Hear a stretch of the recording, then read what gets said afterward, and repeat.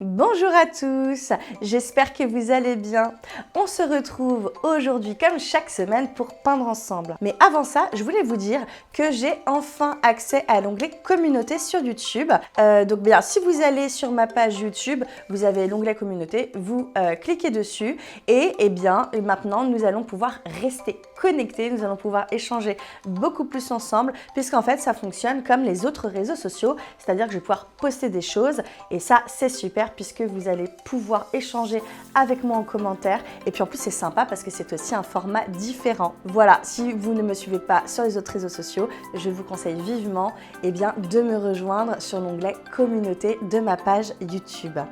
Sinon, on va partir tout de suite pour ce nouveau tuto peinture. Aujourd'hui, je vous emmène une fois de plus en voyage. Nous partons en Asie du Sud-Est. Prenez votre pagaie, je vous emmène dans l'eau, peindre à bateau, des roches, la mer. J'espère que cette peinture va vous plaire. Et petit plus, aujourd'hui, on va apprendre à peindre des nuages. Allez, je ne vous en dis pas plus et laisse place à ce tuto peinture.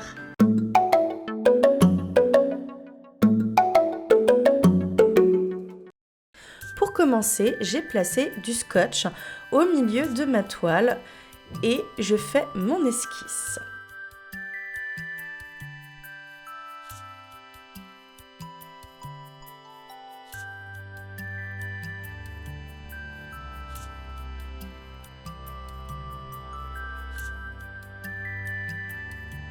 Nous allons commencer par le ciel avec un bleu clair, donc bleu et blanc si vous n'avez pas de bleu clair déjà tout fait, et je laisse volontairement du blanc sur ma toile pour créer mes nuages.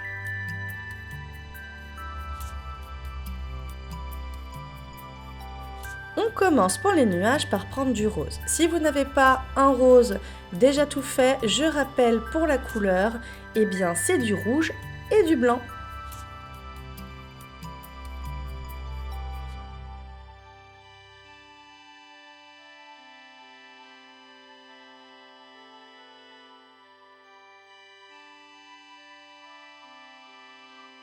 Ensuite, je ne rince pas mon pinceau et je mets du blanc sur mon pinceau. Le fait que ma peinture soit encore humide, ça va venir se mélanger avec le rose qui se trouve déjà sur la toile.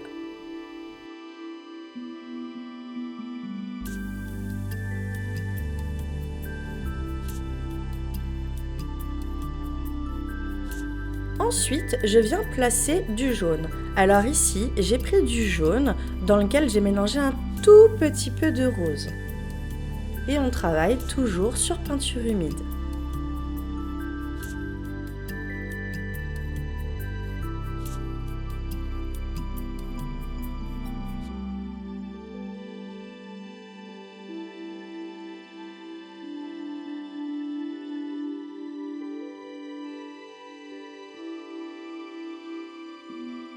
Ici, je prends du bleu cobalt pur.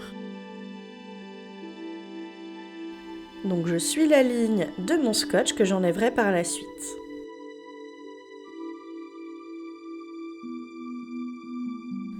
Sur ce tableau, on va vraiment travailler en transparence couche par couche, donc je vous recommande vivement de diluer suffisamment votre peinture avec de l'eau.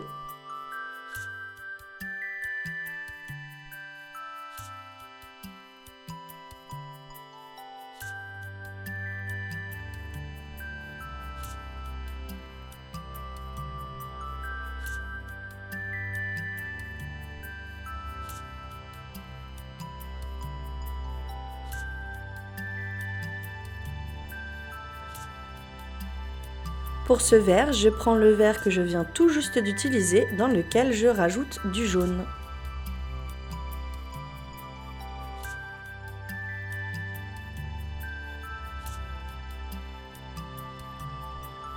Ici, je prends le bleu que j'ai utilisé pour le ciel. Donc, on travaille toujours sur peinture humide, ce qui fait que les couleurs vont bien se fondre les unes avec les autres.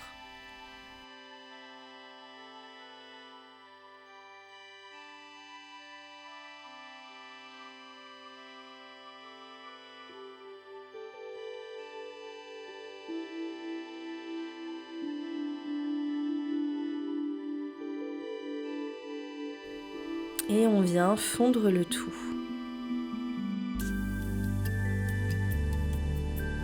Ensuite, j'enlève le scotch de masquage. Pas facile à dire. Et ici, j'utilise mon bleu cobalt.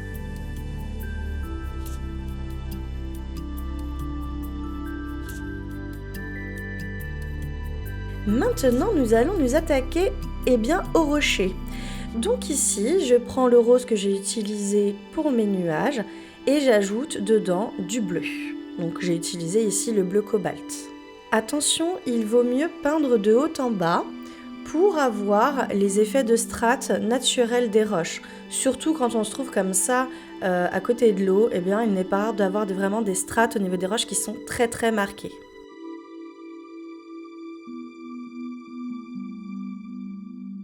On laisse des côtés blancs, c'est volontaire, on va venir combler avec une autre couleur.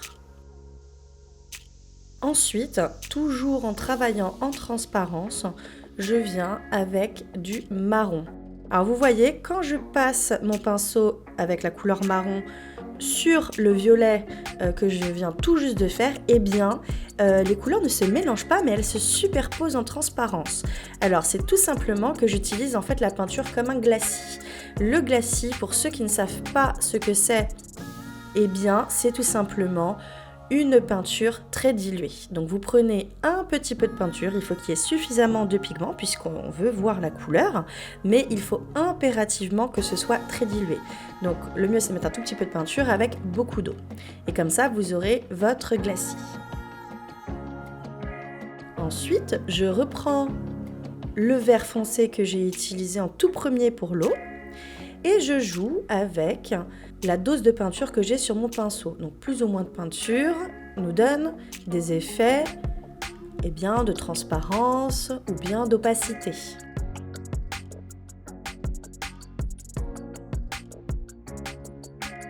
Pour les montagnes au fond, je vais entièrement remplir les zones blanches de vert.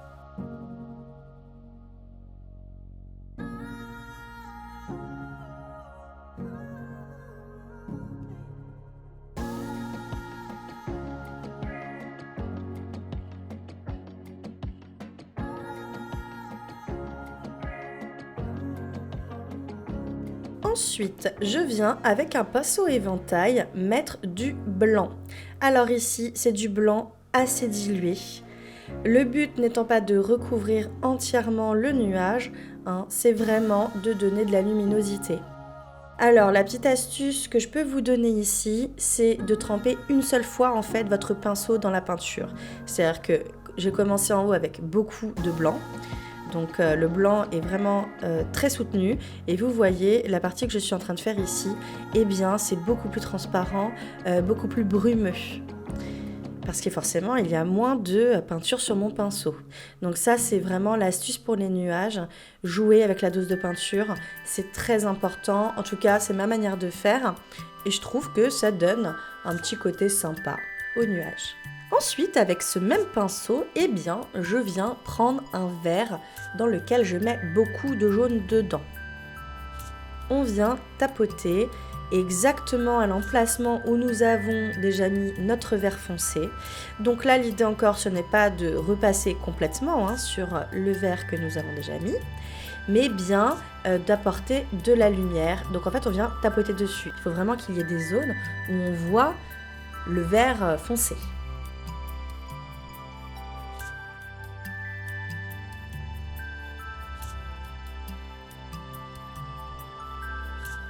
Maintenant, je viens créer un petit peu de végétation donc au niveau des roches, là où il n'y avait pas de vert foncé. Vous voyez, ça donne un effet complètement différent s'il y a du vert foncé en dessous ou si c'est la roche nue. Et pourtant, on est vraiment sur la même couleur sur le pinceau. Ensuite ici, comme je souhaite faire ressortir un petit peu plus, j'ai décidé de prendre la même couleur qu'auparavant, mais j'ajoute du blanc dedans.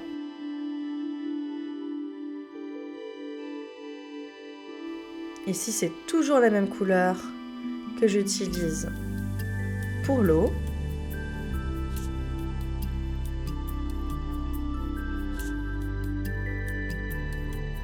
Donc toujours avec un petit peu de blanc dedans.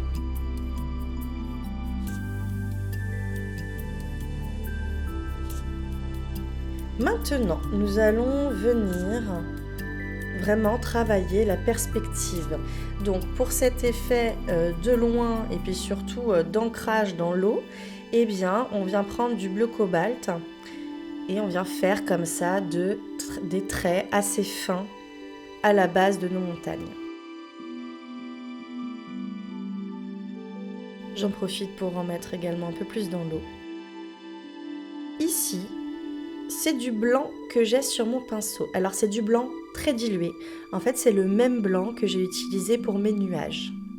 Donc vous voyez, ici, on voit en dessous la couleur, mais on éclaircit considérablement.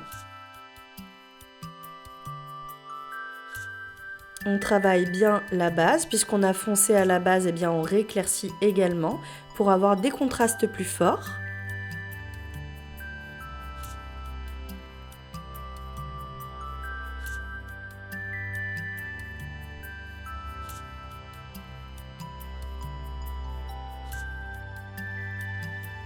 On travaille un petit peu plus clair l'eau au loin pour un effet de perspective plus accentué.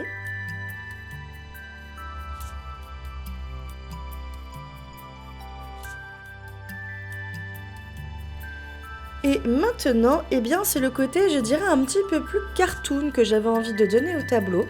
Donc là, c'est vraiment personnel pour faire ressortir un petit peu les montagnes et donc ce côté un peu cartoon, pas du tout réaliste pour le coup. Eh bien, je viens avec un marron foncé faire le contour de chaque montagne, de chaque rocher. Par contre, faites bien attention, il est préférable que ce soit vraiment très fin. Parce qu'il faut quand même voilà, que ce soit suffisamment subtil. Cartoon, oui, mais des traits fins.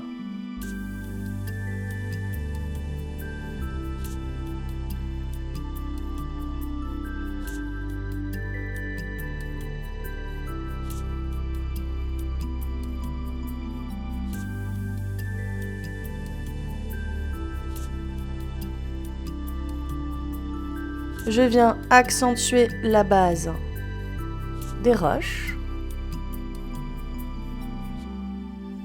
Vous voyez tout de suite cet effet de perspective, le fait finalement qu'on ait foncé la base et rééclairci.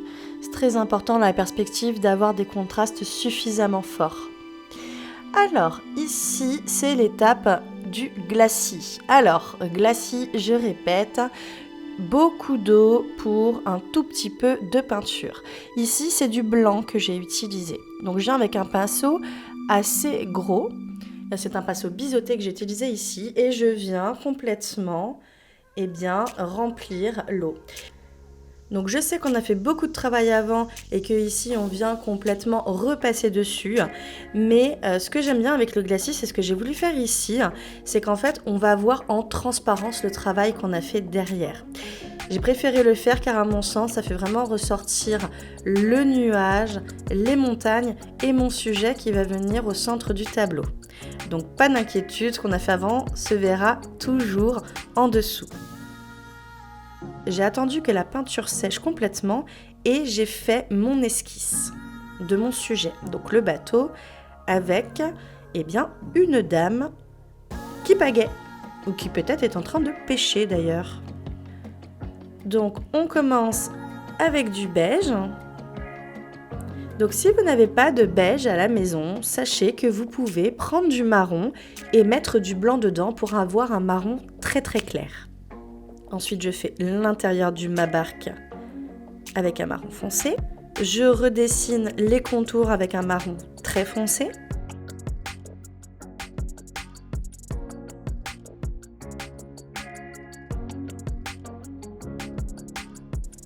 Le t-shirt en orange, un pantalon imprimé. Donc ici, j'ai pris un blanc beige. Donc c'est la même couleur que pour le bateau dans lequel j'ai ajouté du blanc. Et je viens faire un petit imprimé. Ici, j'ai pris du rouge.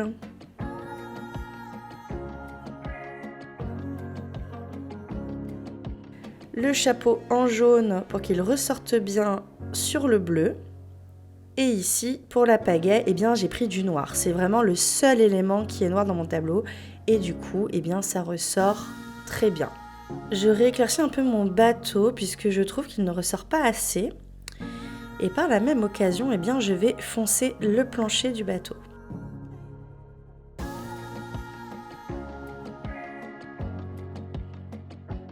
Et pour finir, eh bien, je vais créer le mouvement de l'eau. Ici, j'utilise du blanc, toujours un peu dilué.